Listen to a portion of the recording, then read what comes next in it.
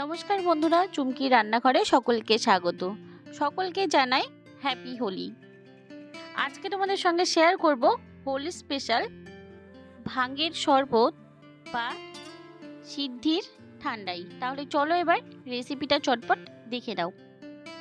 সিদ্ধি বা ভাঙের শরবত বানাবার জন্য আমি এখানে একটা মিক্সি বোলের মধ্যে নিয়ে নিচ্ছি 15 থেকে 20টা কাজু বাদাম, আর নিচ্ছি 8-10টা আমন্ড বাদাম।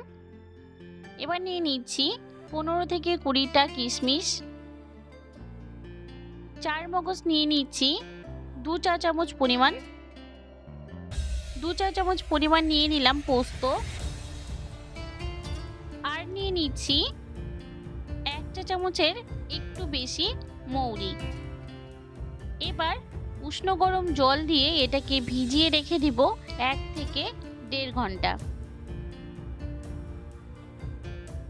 এবার জলের সঙ্গে ভালো করে সবগুলো মিশিয়ে নিয়ে এক সাইডে রেখে দিচ্ছি। এখানে আরেকটা বাটির মধ্যে নিয়ে নিচ্ছি 2 চা চামচ পরিমাণ সিদ্ধি পাতা বা ভাঙের পাতা। আমি এখানে কাঁচা পাতা শুকিয়ে তারপরে গুঁড়ো করে নিয়েছি। আপনারা কিন্তু রেডিমেড দোকানেও কিনে নিতে পারেন, এটা যে কোনো বড় মুদির দোকানে পাওয়া যায়। এবার এটার মধ্যেও হালকা উষ্ণ গরম জল দিয়ে ভালো করে জলের সঙ্গে মিশিয়ে নিয়ে তারপরে এটাকেও 1 থেকে 1.5 ঘন্টা ভিজিয়ে এক সাইডে রেখে দেব।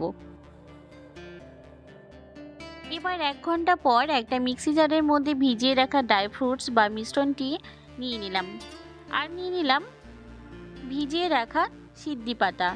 এবার সবগুলোকে মিশিয়ে একসঙ্গে মিহি পেস্ট তৈরি করে নেব।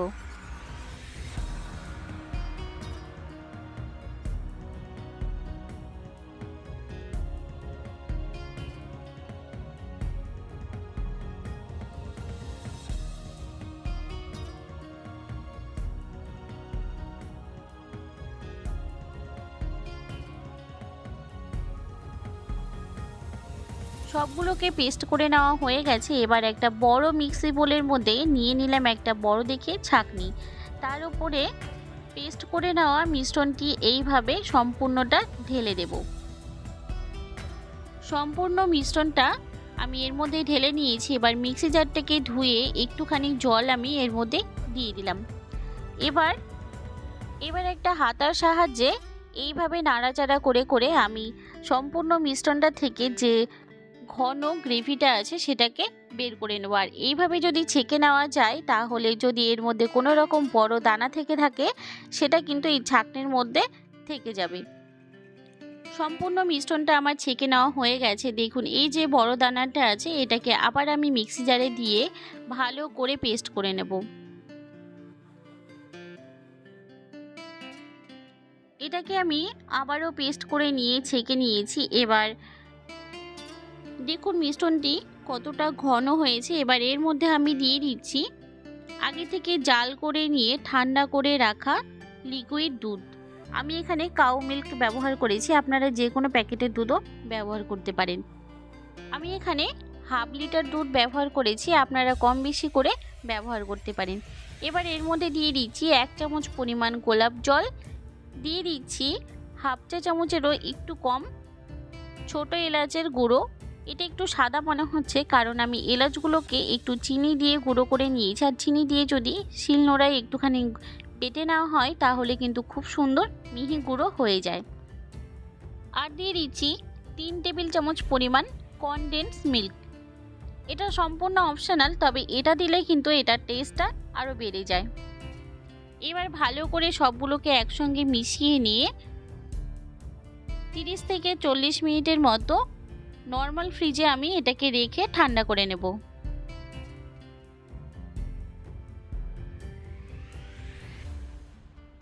30 মিনিট পর আমি ভাঙের শরবত বা সিদ্ধির ঠান্ডাইটা ফ্রিজ থেকে বের করে নিয়েছি। আবারও ভালো করে একটু নাড়াচাড়া করে নিয়ে সবগুলো একসঙ্গে মিশিয়ে নিয়ে এর মধ্যে দিয়ে দিচ্ছি 2 টেবিল চামচ পরিমাণ গুঁড়ো চিনি।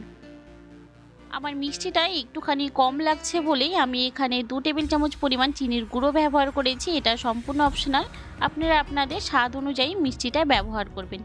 সবগুলো ভালো করে মিশিয়ে নিয়ে এবার গ্লাসের মধ্যে আমি সার্ভ করে নিচ্ছি।